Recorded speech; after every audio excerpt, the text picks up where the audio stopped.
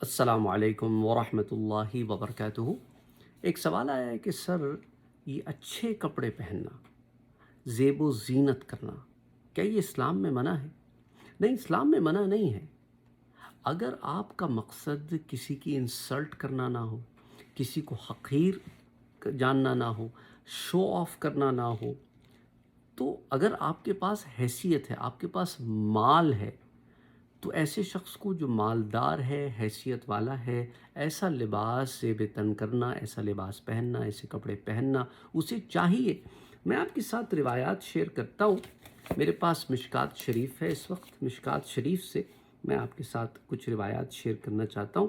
حضرت سوید بن وہب رسول صلی اللہ علیہ وآلہ وسلم کے صحابہ کے بیٹوں سے کسی ایک سے روایت کرتے ہیں، وہ اپنے باپ سے نقل کرتے ہیں کہ کہا حضور صلی اللہ علیہ وآلہ وسلم نے ارشاد فرمایا، جس نے زیب و زینت کا کپڑا پہننا ترک کر دیا، جس نے زیب و زینت کا کپڑا پہننا ترک کر دیا، چھوڑ دیا، جبکہ وہ اس پر قادر ہے، یعنی کہ اس کے پاس اتنا مال ہے کہ وہ اچھے کپڑے پہن سکتا ہے، زیب و زینت کر سکتا ہے، اور ایک روایت میں ہے تواضع کرتے ہوئے اللہ اس کو کرامت اور بزرگی کا جوڑا پہنائے گا، اور جو کوئی خدا کے لیے نکاح کرے اللہ بادشاہ کا تاج اس کو پہنائے گا۔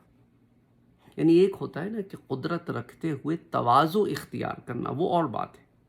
جیسے کچھ لوگ ہیں وہ تواضع اختیار، کچھ لوگ کنجوسیاں کرتے، وہ اور بات ہے۔ کنجوسی کرنا اور تواضع کرنے میں فرق ہے۔ لیکن اگر کوئی قادر ہے، قدرت رکھتا ہے، اور اس کے باوجود وہ احتیاط جو ہے، مطلب اپنی قدرت رکھتا ہے، قادر ہے، پیسہ ہے، اس لحاظ سے پہنتا اڑتا ہے، تو اس میں ممادیت نہیں ہے اگر وہ فخر نہیں کرتا۔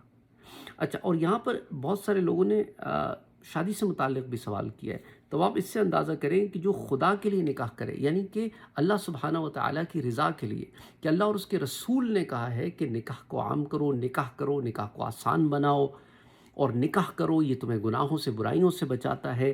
تو بہت سارے لوگوں نے سوال کیا کہ اگر ہم نہ کریں اور بیٹھے رہیں، انہوں نے اس کو نیکی سمجھ لیا، جبکہ اللہ اور اس کے رسول نے کہا کہ نہیں، یہ نیکی نہیں ہے، بلکہ جو نکاح کرے گا اللہ اس کو تاج پہنائے گا۔ سبحان اللہ، سبحان اللہ۔ اور اس روایت کو امام ابی داؤد نے بھی روایت کیا، اور امام ترمذی نے بھی حضرت معاذ ابن انس سے روایت کیا۔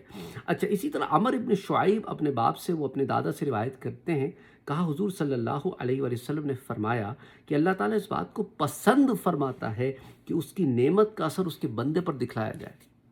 تو ایک بات تو وہ ہو گئی کہ تواضع کرنا، اور دوسری بات یہ ہو گئی کہ اگر تمہارے پاس اللہ نے کوئی نعمت دی ہے اور اس کا اثر تمہارے اوپر آتا ہے تو دیٹس فائن۔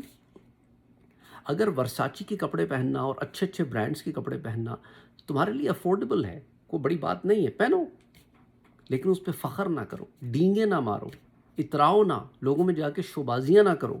ہمارے پاس یہ بھی بڑا مسئلہ ہے کہ لوگ ایک دوسرے کو گرانے کے لیے یا ایک دوسرے کو جتلانے کے لیے کہ ہمارے پاس کتنا پیسہ ہے، وہ اچھے کپڑے پہنتے ہیں، یہ منع ہے۔ شو آف کرنے کے لیے کپڑے نہ پہنو، اللہ نے دیا ہے، اللہ کی نعمت استعمال کرنے کے لیے پہنتے ہو تو اپنی انما الاعمال بالنیات، عملوں کا دار و مدار نیتوں پر ہے۔ اچھا، اسے امام ترمذی نے روایت کیا، اور حضرت جابر سے روایت ہے کہ کہا رسول صلی اللہ علیہ وآلہ وسلم ہماری ملاقات کے لیے تشریف لائے، اور آپ نے ایک ایسے شخص کو دیکھا کہ جس کے بال بکھرے ہوئے تھے، اور اس کے بال جو ہے وہ عجیب متفرق سے تھے، تو فرمایا یہ شخص ایسی چیز نہیں پاتا جس سے اپنے بالوں کو درست کر لے، کیا اس کے پاس کوئی بھی ایسی چیز نہیں ہے جس سے کنگھی کر لے، اپنے بالوں کو بہتر کر لے، تھوڑا پریزنٹیبل بن جائے۔ تو ایک آدمی کو دیکھا کہ اس کے بدن پر میلے کپڑے ہیں، فرمایا یہ شخص اس چیز کو نہیں پاتا جس سے اپنے کپڑے دھو لے، یعنی صفائی کو پسند کیا۔ تمہارے پاس ضروری نہیں ہے کہ مہنگے مہنگے کپڑے ہو، صاف ستھرے کپڑے پہنو، صاف رہو۔ You don't have to be rich to be clean۔ ہمارے ہاں یہ بھی ہے کہ وہ کہتے جی غریب ہیں تو پھر میں گندہ رہوں گا، نہیں، ایسی بات نہیں۔ ہمارے ہاں بعض لوگ نماز پڑھنے آتے ہیں اور آپ ان کے سامنے ان کے ساتھ کھڑے رہنا محال ہو جاتا ہے۔ کیوں؟ کیونکہ مسئلہ یہ ہوتا ہے کہ ان کی بغلوں سے اتنی زیادہ بو آ رہی ہوتی ہے۔ I am telling you openly. اچھا، یہ مردوں میں بھی مسئلہ ہے اور خواتین میں بھی مسئلہ ہے، صفائی کا خیال نہیں رکھتے۔ گرمیوں میں بغل کو دھو لیا کریں، صابن سے دھو لیا کریں ایک آدھ دفعہ دن میں، بہتر رہتا ہے۔ کچھ لوگوں کو اس ماحول میں رہنے کی اتنی عادت ہو جاتی ہے، انہیں خیال نہیں ہوتا کہ ایسے لوگ مسجد میں آتے ہیں ان کو اس ماحول میں رہنے کی عادت نہیں ہوتی، تو ان کے لیے بڑا مشکل ہو جاتا ہے آپ کے پاس ساتھ کھڑے رہ کے نماز پڑھنا، تو خیال رکھا کریں۔